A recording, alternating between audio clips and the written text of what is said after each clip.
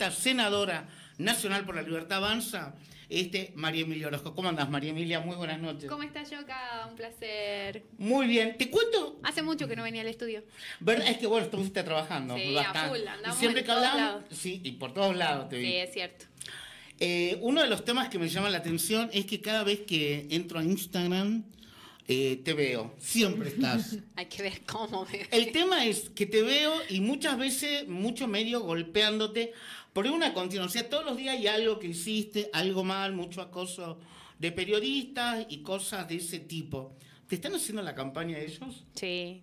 Definitivamente agradezco y sigan teniéndonos en cuenta porque la realidad es que el termómetro en la calle es muy bueno y de hecho es tanto el ensañamiento que hay no solo con la Libertad Avanza, sino como vos bien lo dijiste con mi persona, que generó el efecto contrario, el efecto adverso. Esto le pasó a Javier también en campaña. Vos recordás que cuando él estaba candidato a presidente y tenía todos los medios en contra porque en ese momento tenía una pauta muy jugosa por parte de Massa, aquel candidato que era a su vez ministro de Economía y que se gastó 2 puntos del PBI en publicidad, propaganda y en campaña, el efecto fue totalmente adverso. Se dijeron las cosas más aberrantes, se emitieron con su intimidad, con su familia, con sus perros, con que iban a matar niños y sacarle los órganos. Han dicho las cosas más absurdas que vimos en campaña y ganó ampliamente. Yo siento que en Salta es tanta la mentira, tanta la opereta, que hay medios que han perdido total prestigio, total seriedad, total credibilidad. Y es lamentable porque están bastardeando una profesión muy linda que es el periodismo y que vos sabés muy bien que como formadores de opinión hay que tomarlo con responsabilidad. En política es como que todo vale y si sos política no tenés derecho a quejarte, a enojarte, a nada, porque es como que te metiste en el juego y esas son las reglas del juego. Y es lamentable, pero muchos lo usan como estrategia de campaña. Porque generalmente, a ver, lo que ocurre, y me preguntan algunos, familiares o amigos, es qué tan es cierto hay en las cosas que hablan de vos. Es como, sos un ogro, pero la verdad es que hay... es como, no te faltaría tiempo para todas las cosas. Hay cosas puntuales que sí me molestaron, por ejemplo, a ver, puedo estar o no en acuerdo con vos o con la Libertad Avanza con el tema de discapacidad, pero salir a hablar de tu familiar discapacitado, que también no sabía si tenías un familiar con discapacidad. Me dijeron la hermana, me enteré que tengo una hermana, digamos. Mira, han tocado un tema muy sensible que quien me conoce, y de hecho en el espacio tenemos gente que tiene una gran trayectoria luchando por los derechos de las personas con discapacidad y también han caído en esta opereta, saben de nuestro compromiso. Ahora, a nivel nacional han usado una causa muy noble, y lo sabes muy bien, para tratar de desprestigiar al gobierno nacional y hacerle creer a la gente que este gobierno es insensible, que está en contra de este sector, y saben que no es así. Lo que se olvidaron de contar por ahí es que en este sector vulnerable había mucha gente camuflada que no tenía ninguna discapacidad, que hay fondos multimillonarios. De hecho, no nos vayamos a nivel nacional. Acá en Salta, la semana pasada, pocos medios hablaron de las auditorías que está haciendo la federal en organismos como ANSES por 22.000 pensiones truchas que se dieron en complicidad con médicos que han puesto la firma donde no deberían, que ojalá le quiten la matrícula y la justicia vaya hasta las últimas consecuencias, con el enganche quizás del poder político de propios empleados que vienen hace muchos años y que han hecho un negociado ahí adentro.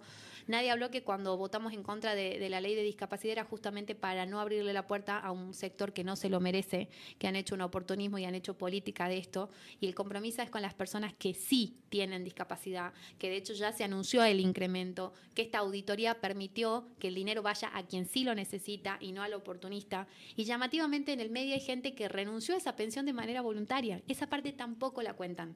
Hay gente que quizás por necesidad en un momento vino un político haciéndose el bondadoso y dijo, mira, tengo este ingreso mensual. ¿Y qué es lo que tenés que hacer? Nada, conseguimos un certificado de discapacidad y empezaron a cobrar durante mucho tiempo. Y cuando vieron la estafa que le estaban haciendo al Estado, a los argentinos y al sector más vulnerable, que es la persona con discapacidad, dijeron, ¿sabes qué? Toma, renuncio. Hay más de 8.000 pensiones en el país, que quizás es un número insignificante, pero son 8.000 personas que se retractaron y que por voluntad propia fueron y dijeron, ¿sabes qué? Esto a mí no me corresponde. El gobierno hizo una auditoría que no se animó a hacer nadie, Yoka, aún con el costo político que estamos pagando con todos aquellos que distorsionan y malinterpretan la información. Yo creo que a veces hay que resistir la tormenta y van a ver que el tiempo nos va a dar la razón. Pero ¿no se podía hacer esas auditorías y al mismo tiempo ir actualizando los pagos y las pensiones que sí corresponden? La actualización está. A ver, en cuanto al pago a las pensiones, el tema del nomenclador es un arreglo de paritarias que no corresponde que se arregle en el Congreso. Imagínate que cada vez que haya una discusión entre dos sectores van a pasar por el Congreso, sería un sinfín, sin terminar. Y la auditoría sí era necesaria. Y como autocrítica, sí es cierto de que en el mecanismo de aplicación en el medio quedó gente que, por ejemplo, las particularidades de Salta. Vos tenés comunidades aborígenes que no tienen una dirección, un número, una calle. Entonces la notificación nunca les llegó. O la falta de profesionales, no tenés médicos neurólogos, hay gente que no pudo acreditar esa discapacidad, no es que no quería, y por eso la extensión de los plazos, pero ahí hubo el oportunismo de la política de decir, te están quitando la pensión, no, se suspendió hasta tanto logramos esclarecer los hechos, actualizar esos legajos, y la gente, hay gente que lo cobró retroactivo, que se le volvió a activar la pensión, pero en el mientras tanto, el miedo es, me la están sacando. Claro, porque el mientras tanto, esas personas que tienen discapacidad, o sea, no se puede hacer retroactivo. El pago se puede hacer retroactivo, pero lo que pierden en no tener terapias o algo, no se puede volver atrás en el tiempo. Sí, muchas veces las terapias las perdieron por estas medidas que tomaron sectores en señal de protesta y no muchas veces por estas cuestiones de auditoría, ¿no? Y es un tema que venimos trayendo, digo bien, hace mucho tiempo y me llama la atención con la efervescencia que ahora muchos que antes no embanderaban la causa de manera oportunista ahora sí lo hacen. Entonces vos también ahí ves un oportunismo de un sector de la política que está usando causas, repito, sumamente nobles y que hay mucho por mejorar, sí. Tremendo. Se te está criticando mucho por este tema de que no estás trabajando con el tema de la censura a los medios. ¿Hay censura? Sí, a mí me censuran. Hay periodistas censurados. En Cafayate alguien habló mal del gobernador y lo quieren levantar del aire. Tenés a nuestra candidata Gabriela Flores, que en su momento por dar declaraciones y hablar de temas que nadie se animaba, le levantaron el programa El Repasador. Yo veo que hay un repudio selectivo. Y entiendo a qué va yo acá. ¿Por qué se me critica? Por la Comisión de Libertad de Expresión. La comisión en la presidencia dura 2 años. Y yo los invito a que vamos a los datos porque muchas veces es fácil instalar Orozco no trabaja cuando en realidad mi comisión es la que más trabajó en los últimos 15 años y vamos a los datos. Desde el año 2012 a la fecha, la comisión que más convocó fue mi presidencia. La reunión constitutiva, reuniones donde tuvimos incluso la mayor cantidad de invitados, hicimos el famoso federalismo. El porteño cree que el único periodista existe en la República Argentina son los que salen en los medios nacionales y se olvidan que en el interior tenemos periodistas. Hemos logrado por primera vez tener, mediante Zoom y otras plataformas, periodistas del interior. Hubo periodistas de Salta, los que se animaron, porque cabe también contar de que invité a periodistas que quizás no tienen ninguna afinidad política ni partidaria nuestra, que de hecho nadie la debería tener porque debería ser neutral o al menos tratar de serlo, y no se animaron. Tuvimos periodistas de Mendoza, de Tucumán, de un montón de lugares, sumado que tuvimos asociaciones, FOPEA, ADEPA, CIPREVA, que es el Sindicato de Trabajadores de la Prensa, que son sectores que no están alineados al gobierno nacional y que tuvieron lugar en mi comisión. ¿Cuándo se desmadra todo? Cuando una diputada kirchnerista tiene actitudes sumamente agresivas, no solo conmigo, sino también con otras legisladoras, y nosotros pedimos una remoción o una sanción para esa diputada, que además es la misma que continuamente genera desastre en el recinto y también lo hacía en la comisión. ¿De quién hablamos? No recuerdo el nombre de una periodista de Flequillito, que se me fue el nombre, Gailar, ahí está, la la diputada Gailar, que de hecho fue repudiada por su propia provincia. Cuando salieron estos videos a la luz, porque las transmisiones están en YouTube y en cualquier lugar, gente de su propia provincia pedían disculpas por la representante que les tocó. Esa parte se olvidan de contar. Hasta el día de hoy seguimos esperando porque la agresión fue hasta casi física. Y está todo filmado y hay cosas que la cámara no tomó y el micrófono tampoco. Pero fuera de eso, también hay otra cuestión. Ellos hacen repudio selectivo. Cuando siente que hay una agresión o algo, a los periodistas afines a ellos presentan proyectos, pero cuando vandalizaron los estudios de TN, de La Nación Más, las propias marchas que todos sabemos, o le pegaron a periodistas como Robertito Funes, que ahora vi que está nuevamente en un escándalo ahí de agresión, nunca presentaron proyectos. O sea, tienen una agresión bastante selectiva. Y otra cuestión, cuando ellos eran presidentes de la comisión, ellos no le hicieron trabajar nunca. Y cuando no eran presidentes, como tenían la mayoría y la presidencia la tenía el PRO, no daban quórum. Esa parte no la cuentan. Vamos a otro dato. Desde el 2016 hasta que yo llegué a la presidencia, la Comisión de Libertad de Expresión no dictaminó ningún proyecto. Es decir, no solo no se reunieron, sino que ningún proyecto prosperó. La comisión está frisada hace 20 años, más o menos. Desde que llegué yo, la comisión tuvo actividad, tuvo representatividad, hubo más de 80 invitados, hubo voces de distintos espacios políticos. De hecho, mucho de la lista de nuestros invitados la propuso el Partido Obrero, el diputado Castillo. Lo invitamos hasta el propio Jorge Lanata cuando estaba en vida, porque él quería asistir a la comisión. Obviamente, luego se desmejoró y no pudo asistir. Tuvimos periodistas de mucho renombre, Mangel y Romina Malgen y varios que sabemos que no están alineados, pero era justamente la comisión. Ahora, cuando me dicen, Emilia, la comisión está trabajando, yo les quiero contar algo. Tengo 19 proyectos en la comisión. ¿Saben cuántos son de ley? Adivinen. No, 19. Conozco. Ninguno. Es que es muy fácil hablar y repetir lo que dicen los medios. Nosotros estamos para debatir ideas, no para que ellos hagan un show en la comisión como lo hacen en el recinto. Yo propuse un proyecto que creo que es algo de interés común de todas las provincias y de todos los legisladores, porque lo que pasa muchas veces a nivel nacional luego adhieren las provincias. Digo, debatamos la distribución de la pauta publicitaria, que sabemos que son cajas multimillonarias y que nunca sabe cuánto y cuál es el mecanismo, porque a uno les dan tanto y a otros les dan poco y a otros no le dan nada. Y además de que no hay acceso a la información. Ese sería un proyecto que vos me decís, la comisión está trabajando en pos de una mejora para lo cual está creada la comisión. Los fines de la comisión están claritos en el reglamento, que está hace mucho tiempo, y nada de lo que estaba haciendo la comisión era funcional a ese objetivo por el cual está creada la comisión. Obviamente era más fácil en Salta abrirle los micrófonos a diputados que obviamente no son afines a nosotros y instalar esa mentira, Orozco no trabaja. Y otro punto, y con esto cierro y pasamos a otro tema, me extendí un montón, el trabajo legislativo no es solo una comisión, son otras comisiones las cuales integro, es el trabajo en el recinto. En el recinto, o sea, jamás hemos faltado a ninguna sesión, incluso a las sesiones interpelativas de los funcionarios que convoca el kirchnerismo y son los primeros en levantarse e irse, y al final quedamos nosotros escuchando a Guillermo Franco, por ejemplo, que ellos le dan 7.000 preguntas. Guillermo va, se sienta para contestar todas las preguntas y resulta que ellos se levantan y se van. Y después dicen, el gobierno no da explicaciones, pero vinieron al recinto y vos te fuiste. Y ahora lo vuelven a llamar. Bueno, en fin, eso está todo registradito en las sesiones de YouTube. ¿Saben qué ha sido las cosas que más trascendieron de la comisión? No, contanos. Deben saber, porque fue un escándalo nacional. Como esta misma diputada le dijo rubia teñida a una, le dijo esquizofrénica a la otra, tarada, y hay otra diputada, una señora grande, que le dijo, pero si esta es una tonta. Entre pares.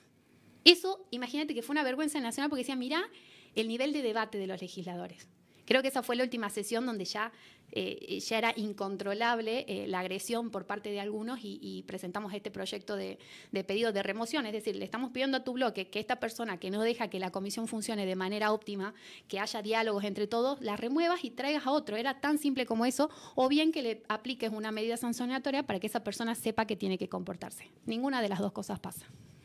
Con respecto, recién estabas hablando de este federalismo que estás llevando a la comisión. Una de las críticas que se está haciendo actualmente en la gestión de Javier Milei es que es más unitario que federal.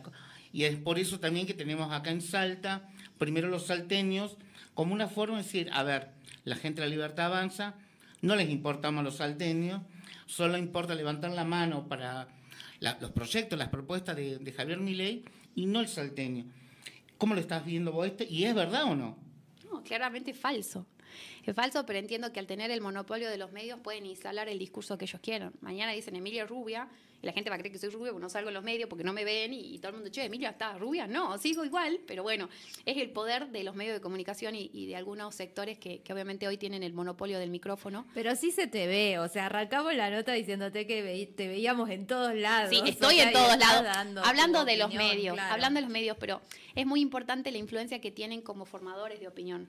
Y nosotros somos contados a los lugares a los que vamos. Bueno, Datasa es uno de los que siempre nos invitan, pero hay otros lugares y otros canales que están continuamente, desde que inicia su programación hasta que cierra, instalando mentiras, agresiones. Y el otro día decían que estaba en Córdoba y yo andaba en Cafayate. Y había colegas que me estaban haciendo una nota. Le digo, che, vos estás en un grupo de prensa, decile que estoy acá con vos, porque es increíble cómo afirman. O sea que a Dubái no te fuiste con la plata de los jubilados. No me fui, no era con lo de los jubilados. Ahora después dijeron que era con no sé qué fondo.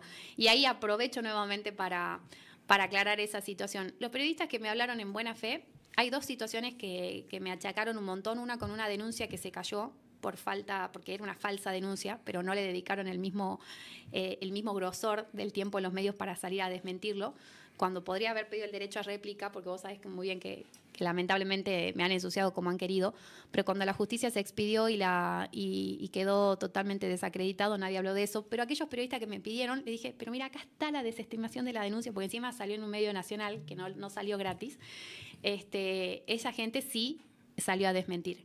Con respecto al viaje, a la foto que trascendió en Dubái, yo estuve invitada por la Embajada de Israel con una comitiva antes de que se desate la guerra. La guerra en Israel, esa que todo el mundo vimos de los bombardeos y que la gente estaba en los búnker, se desata un viernes. Nosotros teníamos, era un viaje institucional, un viaje de protocolo, digamos, no sé cuál es el nombre preciso en este momento, pero es un viaje de una comitiva que va invitada por una embajada, que obviamente no es la primera vez que se hace. Acá tenemos muchos legisladores que han viajado por el mundo. Era el primer viaje que hacía como diputada nacional, encima en la época del receso, es decir, que no falté a mis obligaciones parlamentarias, y eran 5 días.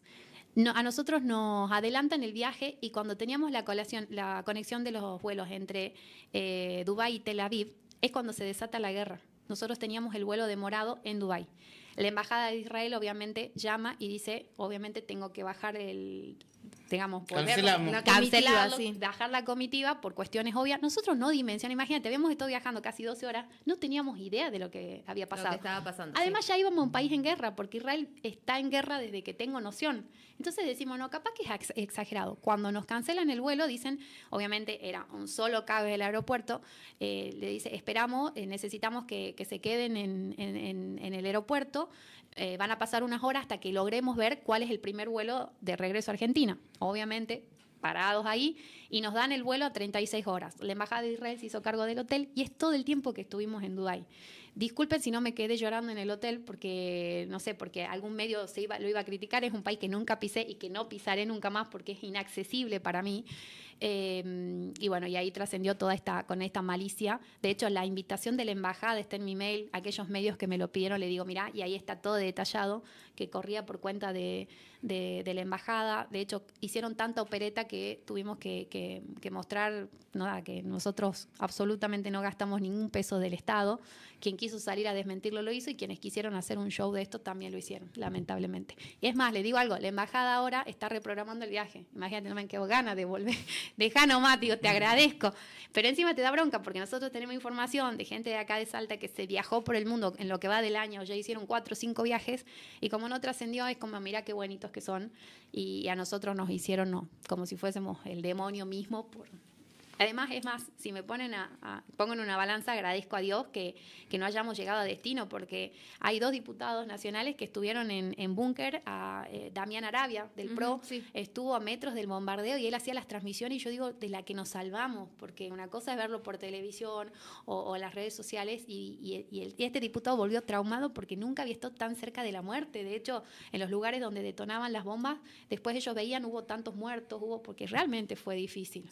Sí, totalmente. Bueno, acá también trabajamos con gente de Israel. ¡Coco! Mi vida, se asustó con algo. ¿Qué pasa, Coco? Vení si te conocen. La que no te conoce, ven. ¡Epa!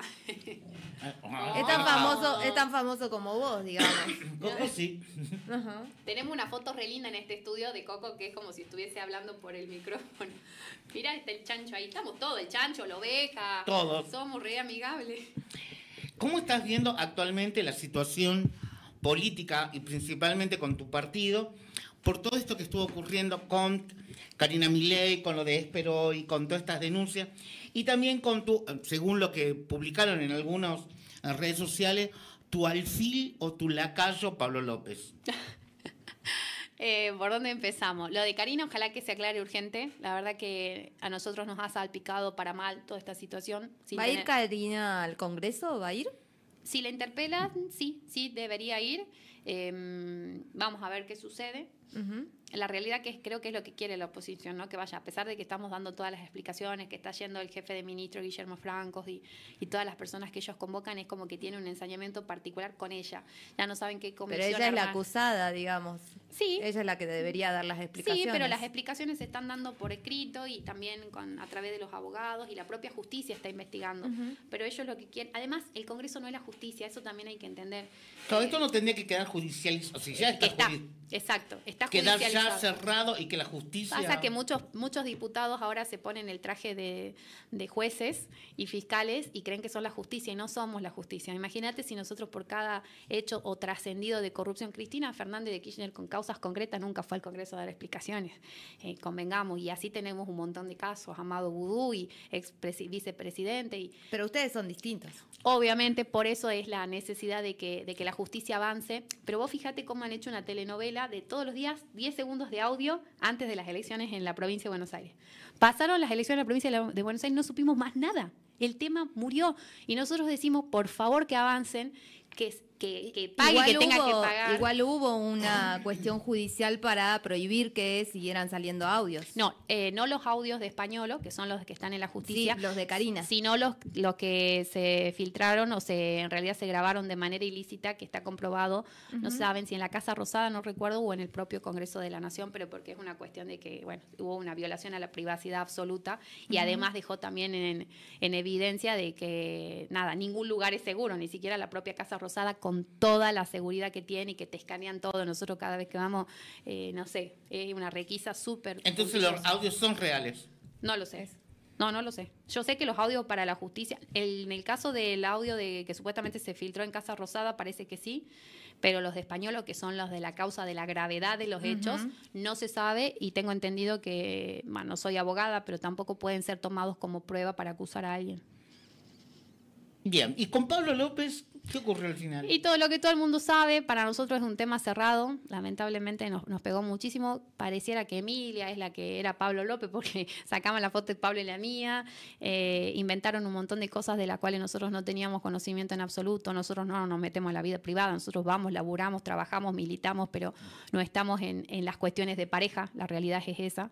Y bueno, nada, ahora vemos a la víctima nosotros tenemos una ley que a la víctima no hay que revictimizarla, no hay que mencionarla, y tratamos de resguardarla, le brindamos nuestro apoyo por mensaje, nunca respondió, y hoy la vemos paseando por todos los canales de televisión. Entonces es una situación compleja. Para nosotros es un caso totalmente cerrado. Pablo fue expulsado del partido, más allá de lo que determine la justicia, que vamos de nuevo. La justicia tiene un camino y nosotros como partido tenemos otro, que es una cuestión moral, que la gente obviamente rechazó rotundamente, y nosotros, siendo condescendientes, como no somos como los otros, que en realidad en lugar de, cuando hay una causa de estas, lo tapan, lo encubren o los ascienden, ¿no? Porque hemos tenido causas como el intendente de Vaqueros, que fue candidato a senador y ahora está por asumir, o tenemos intendentes que han dejado sus municipios fundidos y hoy son secretarios o ministros, y así hay muchos casos de que la política, lejos de sancionar, premia. Nosotros no somos iguales, así que nada, para nosotros el caso se cerró ahí.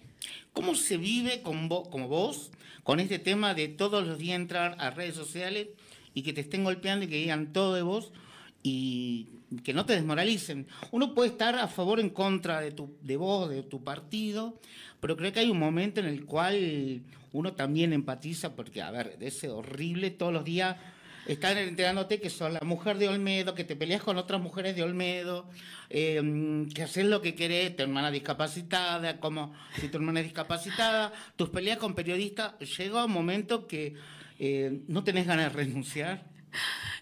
Mira, al principio afectaba, me han inventado cada novio, por eso cuando me preguntan, ¿estás de novio? Le digo, depende, porque si es lo que dice la gente, tengo un montón de novios, lo que dicen los medios, y ahora sí la realidad es que no, porque no tengo ni tiempo. Con Alfredo tenemos una relación como de padre e hija, y sí me duele mucho porque tengo excelente relación con sus hijos, que son personas impecables, sencillas, a pesar de que vos decís, bueno, tienen un nivel de vida y y una situación que quizás poco tienen, y todo el mundo lo sabe, ¿no? Son personas de un gran poder adquisitivo y su sencillez es única, su humanidad es única, y a ellos también les duele. Hubo personas que muy livianamente salieron a hablar cosas muy feas de Alfredo, y Alfredo tiene una hija adolescente que me dolió mucho cuando veía esos videos. Ella lloraba y le pedía explicaciones a su papá. O sea, se olvidan que atrás hay una familia. Alfredo ha perdido mucho por detrás de toda esta gente que sale y habla livianamente, y él, como buen caballero, muchas veces no contó muchas verdades. Pero bueno, lamentablemente te das cuenta cuando no tienen nada que sacarte. A ver, yo no soy narcotraficante, tengo muchísimas cosas, que hay problemas graves en Salta que de esas cosas no se hablan, pero a mí me critican si estoy gorda, si me vestí mal, si contesté con poca gana. Somos personas, somos humanos antes de ser políticos. Que enfocás periodistas también. Eso no fue verdad. Eso no fue verdad. Y la parte que se les olvidó contar es la persecución que he vivido por este canal hace mucho tiempo. Me mandaron móviles hasta Santiago del Estero. Ese movilero se peleó con la organización de un evento, tomó imágenes a las 4 de la tarde y mintiendo, miren, Orozco no convoca nada, y después tuvimos una explosión porque el evento era a las 6 de la tarde. Hubo gente de la fundación, puedo decir, Fundación Federalismo y Libertad, que quiso hacer la denuncia porque se metieron sin autorización, se peleó con la gente de la organización, y yo decía, no, porque, a ver, no hay que darle entidad. Yo siempre es como que dejemos pasar, pero después cuando ellos pueden contar su verdad, la gente se las cree. Y la realidad es que yo siempre les pregunto, cuando ustedes lo machacan, es difícil que vos contestes de buena manera si te vienen pegando un montón de tiempo. Cuando reaccionás, obviamente, como alguien enojado, que es lo que me pasó ese día en la casa, que se metieron, que te pinchan el micrófono, te lo meten de prepo, no te preguntan, están horas afuera de la casa esperando, que no sé, y ni siquiera hacen preguntas, o sea, buscan tratar eso, sacarte. Y una vez que lo lograron, explotó en todos lados. Y lamentablemente esa no es la verdad, pero bueno, lamentablemente es lo que hay en política y hay que soportar. Al principio me afectaba, no le voy a mentir, al principio, cuando uno no está acostumbrado, pero ahora ya tengo el cuero duro, ancho, armadura de hierro, y ya no me entran balas. ¿Y vos crees que todas estas cuestiones nacionales también afectan tu imagen acá en Salta, o crees que no? No, claro que sí, claro que sí, porque imagínate que soy la Libertad Avanza en Salta. Soy la persona que representa al presidente en Salta, entonces todas las medidas nacionales, tanto buenas como malas, repercuten. Si son buenas, de manera positiva, y si son malas, obviamente que es Orozco, da explicación, y qué opina, y qué esto, es obvio que sí, tanto lo bueno como lo malo lo sufrimos. ¿Cuáles son tus propuestas? ¿Qué es lo que pensás hacer si quedás como senadora nacional? Nosotros, como parte del partido del presidente Javier Milei, nuestros objetivos son claros. Acabo de venir, por ejemplo, de una reunión con la Cámara de Comercio Empresarial, estuvimos con la Cámara Minera, con muchos sectores productivos. El plan del gobierno nacional es seguir desregulando, de que el Estado deje de ser un hostigamiento para aquel que genera riqueza, para aquel que genera fuentes de empleo. Achicar el Estado. Tenemos gente que lamentablemente muchos gobiernos han entrado por esos famosos favores políticos, que después de una campaña se los ve mucho, ¿no? Porque es trabajame que después te acomodo. Se lo ve mucho, sobre todo en los pueblos chicos donde somos pocos y nos conocemos mucho. Bueno, en el Estado Nacional eso ha pasado durante muchísimo tiempo. Poder abrir las puertas para las inversiones, que llegue el capital, como llegó a Salta con el RIGI, el incentivo a las grandes inversiones, que uno de los capitales más grandes de inversiones han venido gracias a esto acá a Salta. Pero luego vemos una mala administración, entonces no se ve esa mejora. Y hay un proyecto que lo estuvimos trabajando con los asesores, porque algo que me han cuestionado mucho, y por ahí la gente no sabe, es el sueldo de los senadores. Muchos creen que nosotros cobramos como los senadores. Yo soy diputada nacional, y los diputados nacionales, junto con el gabinete nacional y junto al presidente, nos congelamos los sueldos, ni bien asumimos.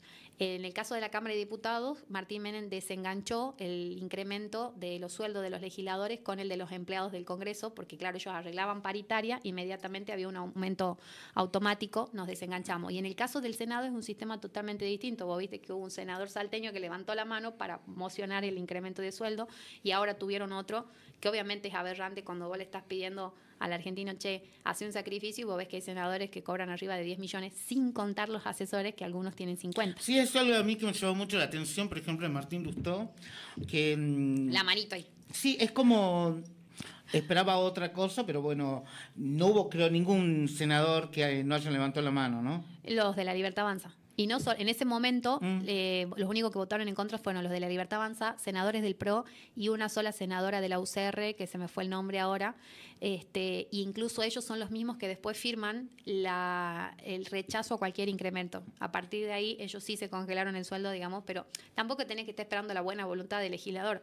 Yo creo que debería haber una norma que esperar a cuando mejora la situación de todos los argentinos, bueno, ahí recién vos empezás a equipararte. ¿Cuál es la diferencia entre un diputado y un senador? Bueno, el diputado, primero la cantidad. Son 257 diputados en la Cámara. En el caso del Senado son 74, son 3 por provincia. La provincia de Salta ahora renueva 3 bancas. Los senadores representan y son el nexo con las provincias. Entonces ahí vamos a tener un arduo trabajo porque no hay mucha conexión y mucha comunicación con el actual gobernador. Pero entiendo de que, a ver, el trabajo tiene que ser en conjunto. Tenemos un gobierno nacional que, a pesar de todas las cosas que le dijeron en campaña, es un gobierno que le abrió las veces, creo que a las puertas que más le abrió fue a la provincia de Salta, a sus funcionarios, a su gobernador, y bueno, ese trabajo en conjunto tiene que existir en algún momento. O sea que ustedes sí van a buscar trabajar en conjunto con la provincia. Nosotros nunca estuvimos en contra, pero bueno, nunca se nos convocó. De hecho, cuando ganan los legisladores nacionales, generalmente la primera foto que aparece es en el Gran Burgo, en Finca Las Costas, cuando invitan independientemente de los partidos políticos. Bueno, a mí esa invitación nunca me llegó. Pero el gobernador estuvo bastante alineado toda la primera parte del gobierno de Milei. Porque hay alineado, foto con Martín, exactamente. hay foto Él con Karina. estuvo en este pacto de mayo. O sea, él estuvo bastante alineado y sus representantes en el Congreso también votaban alineados con ustedes. ¿Qué pasó? ¿Qué pasó? Claro. Y habría que preguntarle a él. La verdad que no sé. Al principio sí y ahora no. Porque lo que ellos dicen es, nosotros cedimos un montón de cosas, los apoyamos, los acompañamos y al final no llegó nada realmente para Salta. ¿No Eso llegó es lo que nada ellos para dicen. Salta? No, Claro. es falso. A ver, lo único que se le cortó a las provincias fueron las partidas discrecionales, que sabemos que son fondos que no iban para mejorarle la calidad de vida a los salteños, sino que, bueno, ahora en campaña lo vemos, ¿no? Cuando le dicen que no hay plata, cuando vayan a las escuelas y se caen a pedazos, cuando los docentes reclaman mejoras salariales, cuando vemos que las fuerzas de seguridad no tienen el chaleco reglamentario, no tienen los insumos, cuando vean que van a la salita y a veces el propio enfermero tiene que salir a comprar la jeringa porque no hay, o lo tienen que mandar a la persona enferma a decir, mira, comprame esto porque no hay, ahí te das cuenta que la plata sí está en campaña. Pero... y lo vemos en la gran cantidad de cartelería, en los postes, qué casualidad que siempre el que más presencia tiene es el candidato del oficialismo. Pero también se había anunciado como acuerdos por el tema de arreglo de rutas y demás, y eso sí no llegó. La plata llegó, hay veces que se la patinaron, digamos.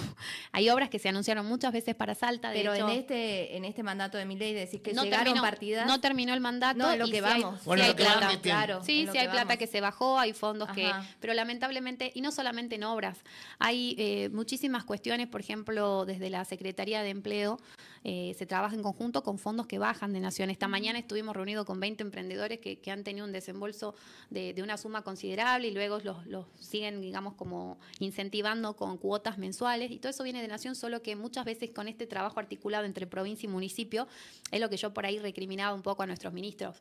Yo veo que hay mucha ayuda de Nación que se baja y que la provincia no lo visibiliza. En lugar de poner, corresponde que pongas el Ministerio de Capital Humano de la Nación y Claro, solamente fondos nacionales. no lo mencionan. Y lo mismo pasa con los municipios. Hay muchísimos programas que se baja el dinero de Nación, pero corresponde que lo administren los municipios por un trabajo en conjunto, y ahí se desdibuja y no mencionan a Nación. El programa Ver para Ser Libres, que son anteojos que han traído para muchos puntos de Salta, de hecho que Salta creo que es una de las veces que más se visitaron estos colectivos donde te dan los lentes de manera inmediata a los niños y le hacen los estudios, nunca mencionaron a Nación, y yo veo a ministros que están publicitando como que son ellos los que gestionaron y los niños agradeciéndole al ministro o al gobernador, y vos decís, che, esto es de Nación. Entonces, por ahí estamos fallando en la comunicación. Puede ser. Y otra cosa es que, de lo que se habla, es que el gobierno de Milei, desde que entró, está acomodando mucho el tema macro, ¿no? Que era necesario, evidentemente, Ordenar. pero el problema es que no está llegando a la micro, o sea, la gente no lo está sintiendo, y cuánto tiempo más puede llegar a aguantar eso. No va a haber una micro, sino arreglás la macro. Y ahí escuchaba a uno de los asesores del espacio que decía que la gente percibe exactamente esto que vos estás muy bien relatando, porque muchas veces la merma de la baja de inflación, la estabilidad de los precios y demás, no se siente en las provincias, sobre todo porque las medidas de la provincia y de los municipios no es condescendiente con las medidas nacionales de bajar impuestos, de desburocratizar o de reducir el Estado. Entonces vos por ahí tenés impuestos que se han anulado a nivel nacional y demás, pero vos tenés provincias que te incrementan los impuestos. Entonces por ahí esa plata liviana que deberían la gente sentir ese alivio en el bolsillo, te das cuenta que te lo come el incremento de la boleta de la luz. Por ejemplo, que en Salta pagamos la luz más cara del país, tenemos un ente regulador que está de adorno, o que, por ejemplo, las mineras. El otro día charlábamos con capitales alemanes que decían, nosotros gracias al RIGI pudimos venir y tenemos esa seguridad jurídica y esa previsibilidad que necesitamos, porque son sumas multimillonarias, y sin embargo no logramos la habilitación de provincia. Entonces, por ahí está, ¿no? Falta ese trabajo articulado, que además se traduce en fuentes de empleo. Puedo decir la micro. La gente quiere trabajar, la gente quiere una mejora de la calidad de vida en el momento inmediato. También hay que ver esta cuestión de la falta de obra calificada, la mano de obra calificada. Venimos de una reunión con empresarios que decían, no conseguimos mano de obra calificada, la gente busca empleo, pero muchas veces no se capacitan en aquellas salidas, en aquellos oficios que tienen salida laboral, o directamente tenemos mucha gente que ni siquiera terminó o concluyó el secundario. Entonces es muy difícil insertarse laboralmente cuando por parte de uno no ponen también, ¿no?, la parte esa que falta. Emilia, la verdad que te agradezco, nos pasamos el tiempo, un Muchas placer gracias. recibirte, éxito con las elecciones. Gracias por preguntar de todo y permitirme aclarar muchas cosas, ojalá que esto llegue, y bueno, y agradecida por el espacio. A ver, creo que siempre hay muchos candidatos, sea de la línea que sea, que se inventan cosas, lo vemos en todo sentido, ¿no? Y creo que últimamente, recién cuando estábamos con Vanessa estábamos charlando de que o hay como mucha violencia o también hay mucho desinterés por parte de la gente, y también se suman estas pajareras y fake news que la verdad que es lamentable, y está bueno aclarar y sacarse las dudas. Así es. Consulta que estábamos preguntándonos con Vanessa. Cierto. En la boleta única papel, ¿hay que poner cruz, tilde? ¿Qué hay que marcar? Es una pregunta que me remil hicieron porque yo dije doble tilde y todo el mundo, pero no es una cruz. Claro, la capacitación que está saliendo de todos lados de Nación es una cruz. A ver, ¿qué dice la ley? Es marcarla. Es marcar. La intención del votante tiene que ser claro. Si vos en el cuadradito hiciste un puntito, lo que sea, la intención del votante, O lo llené al cuadrado. lo pintaste, la intención del votante es claro. Obviamente por ahí le van a dar más trabajo al fiscal, porque el fiscal que no quiere que ese voto sea válido va a decir, no, tenía que ser una Eso te iba a decir, crucecita, o sea, no. la autoridad de mesa te puede recurrir el voto si es una tilde. No, la intención del votante es claro. Mientras haya una marca dentro de ese casillero, está perfecto. Ahora, si vino alguien y le hizo un garabato a toda la hoja, bueno, ahí ya hay otra Ya discusión. otra cosa, claro. Pero si dentro del casillero hay una insignia, algo que el votante claramente manifestó que quiere votar a ese candidato, no hay discusión. Y Buenísimo. con el tema de la lapicera, muchachos, hagan lo que quieran. Si quieren llevar su lapicera de cualquier color, hágalo. Supuestamente viene una lapicera indeleble, quiere decir que no se borra, que le va a dar la autoridad de mesa. Pero si por seguridad alguien quiere llevar el suyo, no pueden impugnarnos ni anularlos el voto porque el color es otro o porque la lapicera. ¿Quién se va a dar cuenta que la lapicera es o no es indeleble, digamos? Emilia, muchísimas gracias por tu Gracias a tiempo, ustedes. éxito en estas elecciones. Muchas gracias. Y estamos en contacto.